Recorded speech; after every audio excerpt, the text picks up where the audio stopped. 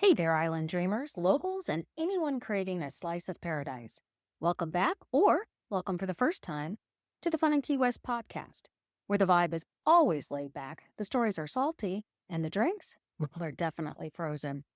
I'm your host, Michelle O'Connor, your unofficial tour guide to the Conch Republic. Whether you're planning your first trip, your fifth trip, or you're just daydreaming about trading the cubicle for the ocean breeze, you are in the right place. Here's the deal. This podcast is your insider's guide to all things Key West.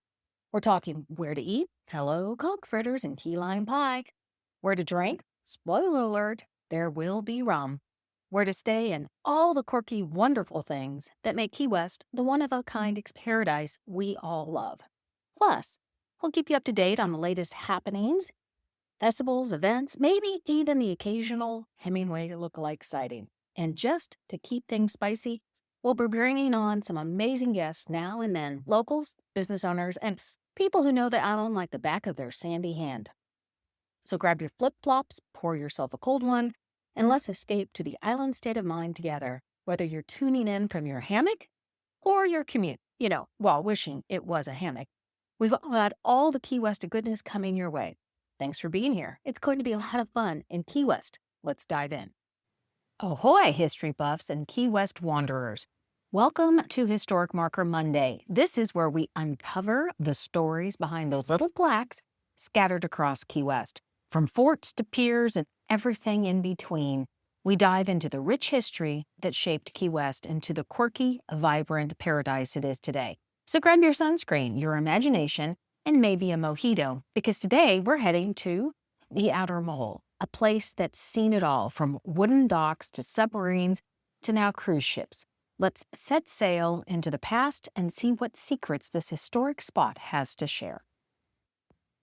Welcome to another episode of Historic Marker Monday. This is where we all talk about those little markers that you see around Key West and the stories that are behind those markers. And sometimes we start talking about how Key West has changed and gives you an opportunity as you're exploring the island to say, this is what it used to look like, and see if you could imagine it looking like that. So today, we are doing a little place different. We're going to the Outer Mole. So if you're not familiar with Key West and you haven't been into Key West on a cruise ship, or you haven't seen one of the larger cruise ships dock at the Outer Mole, this is going to be a whole new thing for you. So hold on. It's at the end of Southern Street, and there's a big, long concrete pier out there. That's the Outer Mole. And this place has seen it all. It used to be wooden docks, and then it was upgraded so that it could be a place for submarines and Navy ships and the Coast Guard cutters. And now, like I said, it's a place where the larger cruise ships come in and dock. So let's talk about all of this. Before you go out and check out the Outer Mole today, let's see and try to imagine what it looked like before. This Outer Mole is a solid concrete brick water, and it juts out into the harbor. But before that was built, this was a wooden dock, and it was built before the Civil War. Go back to 1845, and the U.S. Army built Fort Zachary Taylor. And this was a defensive fortress, and it was meant to protect Key West and the Gulf. And this is something wild. When you go to Fort Zach today, it's all connected to Key West. Back then, it didn't sit on the shoreline like it did today. Nope. It was actually 1,000 feet offshore, and it was connected to Key West by a wooden causeway and a drawbridge. So it was actually a fort that sat out in the water and had a drawbridge and a moat all the way around it. And that it sat on a small piece of land, and that land was called a cover face. I don't know. It's an old military term, but the land that the fort originally sat on was called a cover face. And that cover face extended with a wooden dock, and that dock is what historians call the original Outer Mole. So it's the mid 1800s, and you're wandering around in Key West, and you have the smell of coal and the wooden ships that are creaking in and out of the harbor, and sailors that are shouting orders, and this little pier connecting the fort to Key West. This was a lifeline for bringing the supplies and the ammunition and maybe an occasional bottle of rum to the fort. So as the years roll on, and we know this, technology changes, and so, of course, does Key West.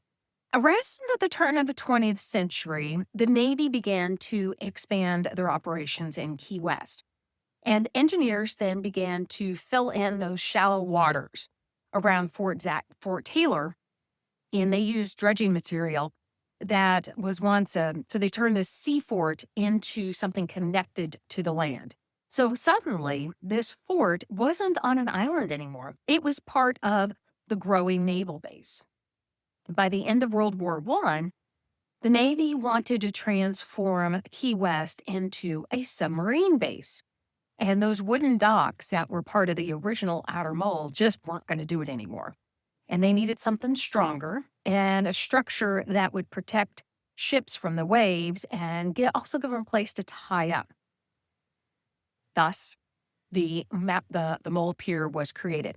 It's part dock, it's part breakwater to protect the island and the harbor, and this thing means all business. So construction of the new outer mole began after World War I, and the engineers used concrete filled with sand and marl, and they dredged that from the seabed to create this massive structure that you see today. Today, the pier is about 580 feet long, and it has a deck height of about 7 feet above water. And it's strong enough to handle ships that are up to 855 feet in length. And that's the size today of a modern cruise ship. And so the outer mole then became the heart of Key West harbor defenses. And it's a deep berth pier, and submarines and destroyers could dock safely behind that concrete wall and be protected by the waters and the harbor. During the early and mid 1900s, Key West Naval Station was booming. And a lot of you who were stationed there or part of families that were stationed there tell me all the stories about how Key West was during that time. Submarines and warships came and went, and the outer mole was right in the thick of it. So what's interesting is you guys start telling me stories about your second, third, fourth, fifth generation conchs. And I hear all these stories of how the naval station was and how it was during that period of time. And I love hearing those stories. And then you start to follow the evolution of how the Navy and that naval station in Key West expanded and did what it did over the years. And there are people there who served still in the later years, not obviously in the early 1900s, but in the later years. And it's interesting just to hear all of that impact. But keep in mind that Key West, even today, but back then especially, it just wasn't a place that you parked the boat and anchored your ship. This place was a strategic shield. It had a thick wall of concrete, and it broke the waves, protected the ships, and it made it easier for the ships to come in and refuel and supply themselves. And during World War II, this base played a major role in the coastal defense and training missions. Key West became a crucial Navy hub for anti-submarine operations, which makes sense when you remember just how close Key West is to Cuba and the Gulf and all those shipping lanes. So we're going to fast forward now to 1986, when the Navy sold off most of the old Navy station property at a public auction. But they kept one very important piece, the outer mole. So that's still owned by the Navy today. And the Navy uses it along with the Coast Guard and NOAA, and it is used for the official docking of the vessels. So it's pretty cool, huh? Because the pier is technically on Navy property, if your cruise ship docks there, you just can't get off the ship and stroll into town. You have to hop on a shuttle and get escorted through the base area. So that's why, if you've ever wondered why if you're a ship or you see all those shuttles out at the outer mole, that's why. This is still considered Navy property, and they just can't exit the ship and wander into town. If your cruise ship parks at Mallory Square and docks at Mallory Square, you can exit and then wander off because that's public property. The city of Key West, the city of Key West rents, leases the outer mole to allow the cruise ships to come in there. Usually that's where the larger ships come in because of it's less intrusive to the waters around Key West. It's made for the deeper water and the larger ships. So you just know now, if you're on a cruise ship and it's going to be docking at the outer mole, you're going to have to take that shuttle. So let's fast forward to today. The outer mole, like I said, serves as part military pier, part cruise terminal, and it's one of the 3 docking locations in Key West for cruise ships. But it's definitely, like I said, the most restricted because it still sits on naval land. The city of Key West, again, leases access for cruise ships. And when there's no military vessel in town, you'll see all those larger cruise ships sitting out there. And so when you go to the end of Southern Street and you're looking toward the Ingham, that's exactly where you're going to find this historic marker, the outer mole. And it's a reminder, I think, of how small the island is and was, and how through naval operations and other needs, it was expanded.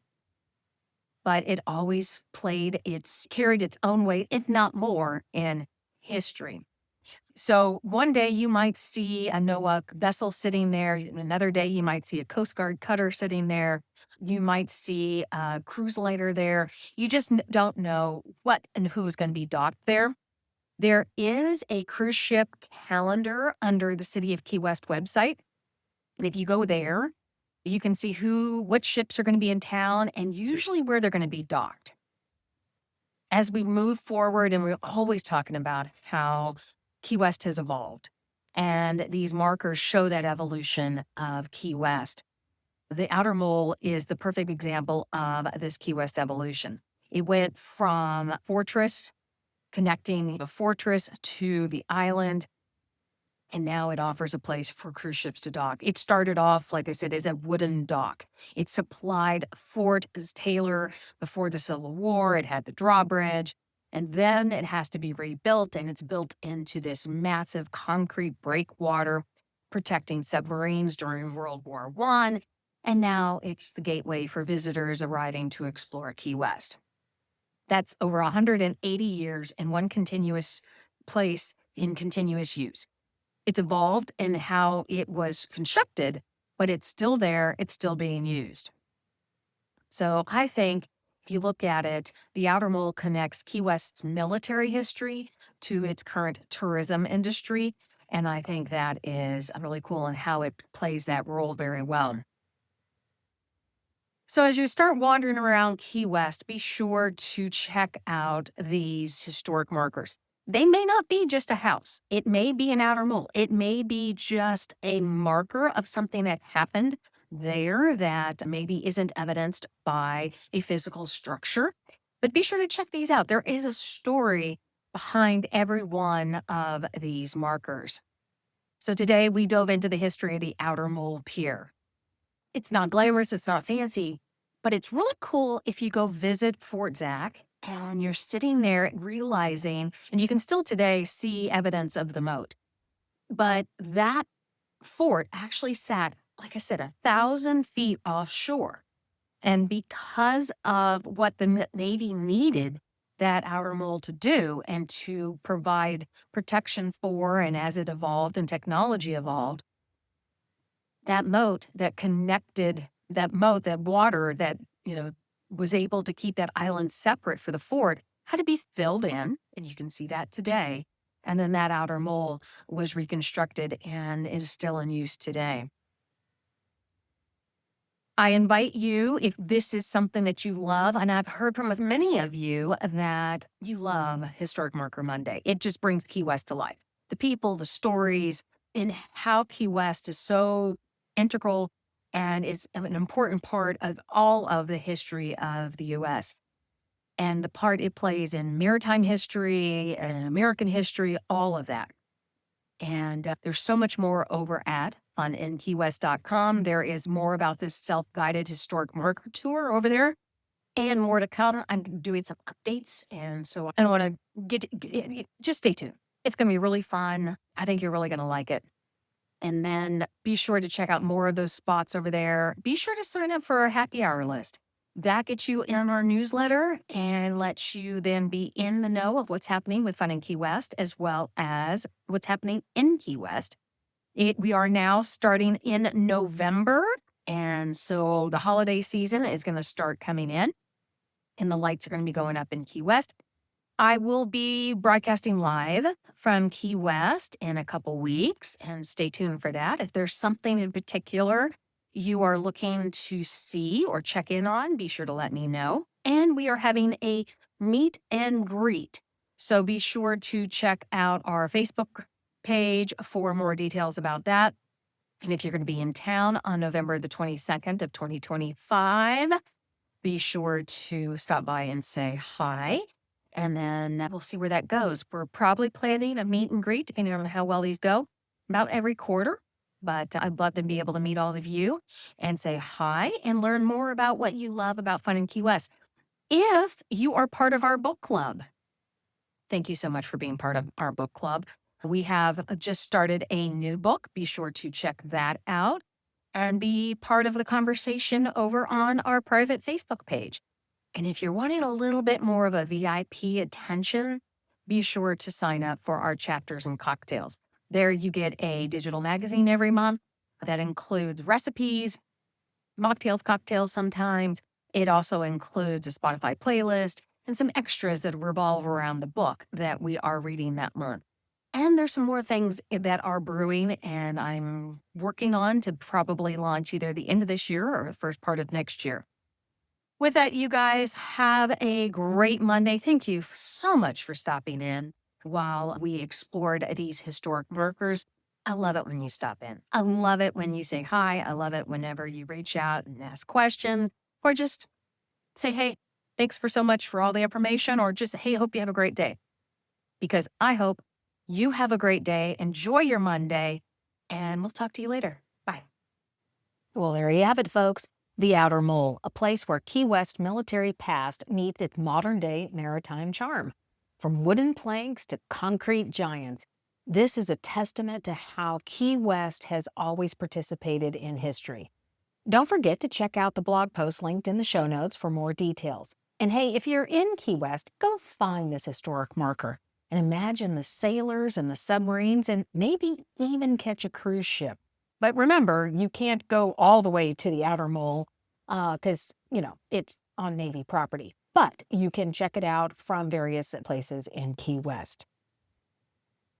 Thanks for tuning into Historic Marker Monday. Until next time, keep exploring, keep imagining, and keep loving the stories that make Key West so special. See you soon.